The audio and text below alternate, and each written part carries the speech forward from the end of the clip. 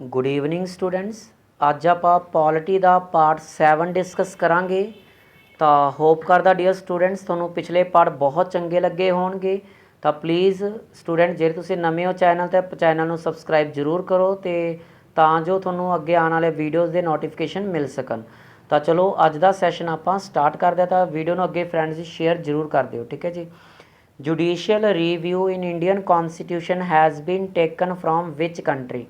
ਭਾਰਤੀ ਸੰਵਿਧਾਨ ਵਿੱਚ ਨਿਆਇਕ ਸਮੀਖਿਆ ਕਿਸ ਦੇਸ਼ ਤੋਂ ਲਿਆ ਗਿਆ ਹੈ। ਤਾਂ ਜਿਹੜਾ ਆਪਣੇ ਭਾਰਤੀ ਸੰਵਿਧਾਨ 'ਚ ਜੁਡੀਸ਼ੀਅਲ ਰਿਵਿਊ ਵਾਲਾ ਸਿਸਟਮ ਹੈ ਇਹ ਆਪਾਂ ਨੇ ਕਿਸ ਦੇਸ਼ ਤੋਂ ਲਿਆ ਸਟੂਡੈਂਟਸ? ਇਹ ਆਪਣੇ USA ਤੋਂ ਲਿਆ। ਤਾਂ 121 ਦਾ A ਆਪਸ਼ਨ ਦੇ ਉੱਤੇ USA ਦੇ ਉੱਤੇ ਤੁਸੀਂ ਟਿਕ ਲਗਾਓਗੇ, ਠੀਕ ਹੈ ਜੀ। ਨੈਕਸਟ ਕੁਐਸਚਨ ਹੈਗਾ, in the constitution of India principles of liberty, equality ਅਤੇ ਫਰੈਟਰਨਿਟੀ ਵਰ ਬੋਰੋਡ ਫਰੋਮ। ਭਾਰਤੀ ਸੰਵਿਧਾਨ 'ਚ ਆਜ਼ਾਦੀ, ਸਮਾਨਤਾ ਅਤੇ ਭਾਈਚਾਰੇ ਦੇ ਸਿਧਾਂਤ किस देश तो लए गए हैं? तो ये वाले जो इक्वैलिटी है, लिबर्टी है तो फ्रैटरनिटी है, ये सारे अपने फ्रांस तो लए ने। तो C ऑप्शन फ्रांस के उत्ते तुसी टिक लगाओगे, ठीक है जी। नैक्सट क्वेश्चन हैगा, who proposed the preamble before the drafting committee of the constitution. किस ने संविधान की खरड़ा कमेटी के सामने प्रस्तावना की पेश रखी सी बेटा भी प्रस्तावना होना चाहिए, अपने प्रीएम्बल होना चाहिए। तो यह प्रपोजल JL नेहरू का सीगा। तो 123 का A ऑप्शन JL नेहरू के उत्ते तुसी टिक लगाओगे, ठीक है जी। नैक्सट क्वेश्चन हैगा, which was the first country to write the preamble. तो प्रस्तावना लिखण वाला पहला देश किहड़ा सीगा? तो प्रस्तावना लिखण वाला जिहड़ा पहला देश सी वो अपना USA है। तो B ऑप्शन के उत्ते USA के उत्ते तुसी टिक लगाओगे, ठीक है जी। नैक्सट क्वेश्चन हैगा, who called preamble the identity card of the constitution dear. किसने प्रस्तावना नूं संविधान का पछाण पत्र कहा? तो संविधान प्रस्तावना का जिहड़ा अपना प्रस्तावना का पछाण पत्र जिन्होंने आइडेंटिटी कार्ड कहने ये आपां नूं NK पलखीवाला ने कहा सी। तो 126वें का B ऑप्शन C ऑप्शन दे उत्ते तुसीं टिक लगाओगे। 125वें का C ऑप्शन डियर, ठीक है जी। नैक्सट हैगा, who described the preamble of Indian Constitution as the political horoscope of the Indian Constitution। किसने प्रस्तावना नूं भारतीय संविधान के राजनीतिक कुंडली दस्सिया? तो पोलिटिकल होरोस्कोप KM मुंशी ने दस्सिया सीगा। तो B ऑप्शन KM मुंशी के उत्ते तुसीं टिक लगाओगे, ठीक है जी। नैक्सट क्वेश्चन हैगा, how many times has the preamble of Indian constitution been amended so far. भारतीय संविधान की प्रस्तावना नूं हुण तक किन्ने बार सोधिया गया है? तो भारतीय संविधान की प्रस्तावना हुण तक सिर्फ एक बार अमेंडमेंट लगी है। तो ओनली वंस। तो C ऑप्शन वंस के उत्ते तुसीं टिक लगाओगे, ठीक है जी। नैक्सट हैगा, preamble of Indian constitution was first time amended bye. तो भारतीय संविधान तुहानूं पता एक बार अमेंडमेंट लगा चुका। तो किहड़ी अमेंडमेंट दे नाल अमेंडमेंट लगी है? तो 42 अमेंडमेंट 1976 राही डियर। तो 42वीं अमेंडमेंट 1976 राही आपां ने प्रीएम्बल के उत्ते अमेंडमेंट लाई सी, ठीक है जी। नैक्सट हैगा, विच of the following words were added in the preamble of the constitution with 42 amendment 1976।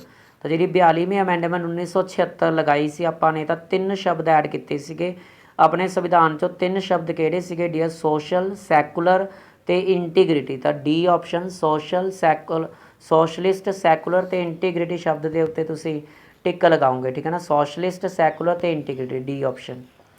Next हैगा, the preamble of the Indian constitution begins with the words.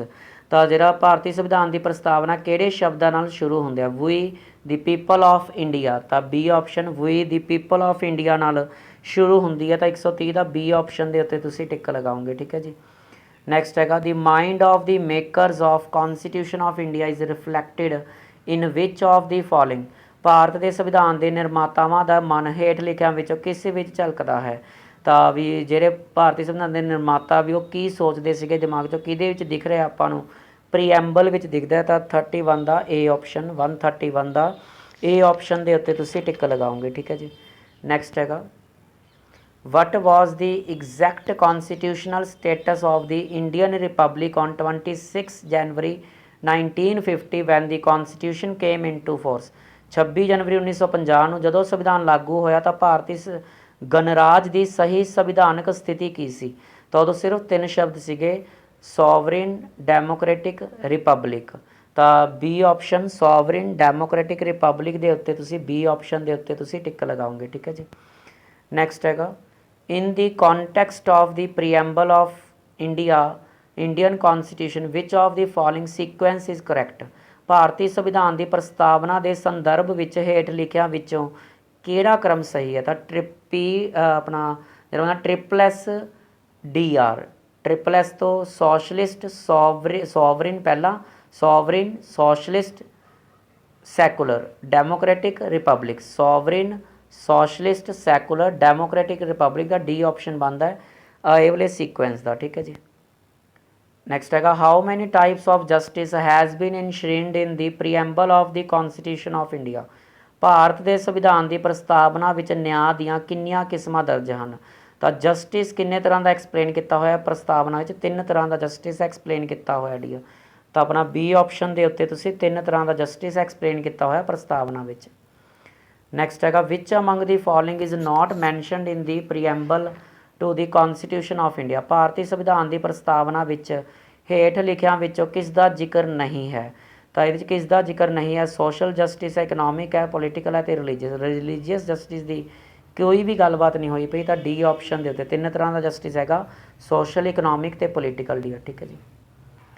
Next ਹੈਗਾ how many types of liberty has been enshrined in the preamble of the constitution of India. ਭਾਰਤ ਦੇ ਸੰਵਿਧਾਨ ਦੀ ਪ੍ਰਸਤਾਵਨਾ ਵਿੱਚ Liberty ਦੀਆਂ ਕਿੰਨੀਆਂ ਕਿਸਮਾਂ ਦਰਜ ਹਨ। ਤਾਂ ਲਿਬਰਟੀ ਦੇ ਡੀਅਰ ਸਟੂਡੈਂਟ 5 ਕਿਸਮਾਂ ਦਰਜ ਨੇ। ਤਾਂ ਬੀ ਆਪਸ਼ਨ 5 ਦੇ ਉੱਤੇ ਤੁਸੀਂ ਟਿਕ ਲਗਾਓਗੇ। ਠੀਕ ਹੈ ਜੀ।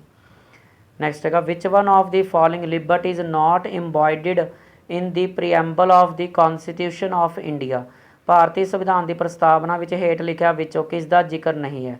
ਲਿਬਰਟੀ ਆਫ ਥਾਟ ਦਾ ਹੈਗਾ, ਐਕਸਪ੍ਰੈਸ਼ਨ ਦਾ ਹੈਗਾ, ਬਲੀਫ ਦਾ ਹੈਗਾ, ਬਟ ਇਕਨੋਮਿਕ ਲਿਬਰਟੀ ਦੀ ਗੱਲਬਾਤ ਨਹੀਂ ਕੀਤੀ ਗਈ। ਤਾਂ ਡੀ ਆਪਸ਼ਨ ਦੇ ਉੱਤੇ ਤੁਸੀਂ ਟਿਕ ਲਗਾਓਗੇ, ਇਕਨੋਮਿਕ ਲਿਬਰਟੀ ਦੀ ਗੱਲਬਾਤ ਨਹੀਂ ਹੈਗੀ। ਠੀਕ ਹੈ ਜੀ। ਨੈਕਸਟ ਹੈਗਾ the ideals of justice in the preamble of India is borrowed from. ਜਿਹੜੇ ਆਈਡਲਸ ਆਫ ਜਸਟਿਸ ਆਪਾਂ ਨੇ ਉਠਾਏ ਨੇ ਪ੍ਰੀਐਂਬਲ ਦੇ ਵਿੱਚੋਂ ਕਿਸ ਦੇਸ਼ ਤੋਂ ਲਏ ਨੇ, ਕਿਸ ਰੈਵੋਲੂਸ਼ਨ ਤੋਂ ਲਏ ਨੇ, ਆਪਣੇ ਰਸ਼ੀਅਨ ਰੈਵੋਲੂਸ਼ਨ ਤੋਂ ਫੋਲੋ ਕੀਤੇ ਇਹਨਾਂ ਦਾ ਬੀ ਆਪਸ਼ਨ ਰਸ਼ੀਅਨ ਰੈਵੋਲੂਸ਼ਨ ਦੇ ਉੱਤੇ ਤੁਸੀਂ ਟਿਕ ਲਗਾਓਗੇ। ਠੀਕ ਹੈ ਜੀ। ਨੈਕਸਟ ਹੈਗਾ ਦੀ ਰਸ਼ੀਅਨ ਰੈਵੋਲੂਸ਼ਨ ਟੁੱਕ ਪਲੇਸ ਇਨ ਵਿਚ। ਤਾਂ ਜਿਹੜੀ ਰਸ਼ੀਅਨ ਰੈਵੋਲੂਸ਼ਨ ਹੋਈ ਸੀ, ਰੂਸੀ ਕ੍ਰਾਂਤੀ, ਕਿਸ ਸਾਲ ਹੋਈ ਸੀਗੀ ਡੀਅਰ ਸਟੂਡੈਂਟ। ਤਾਂ ਰੂਸੀ ਕ੍ਰਾਂਤੀ 1917 ਦੇ ਵਿੱਚ ਹੋਈ ਸੀ। ਤਾਂ ਇਹ ਆਪਸ਼ਨ 1917 ਦੇ ਉੱਤੇ ਟਿਕ ਲਗਾਓਗੇ।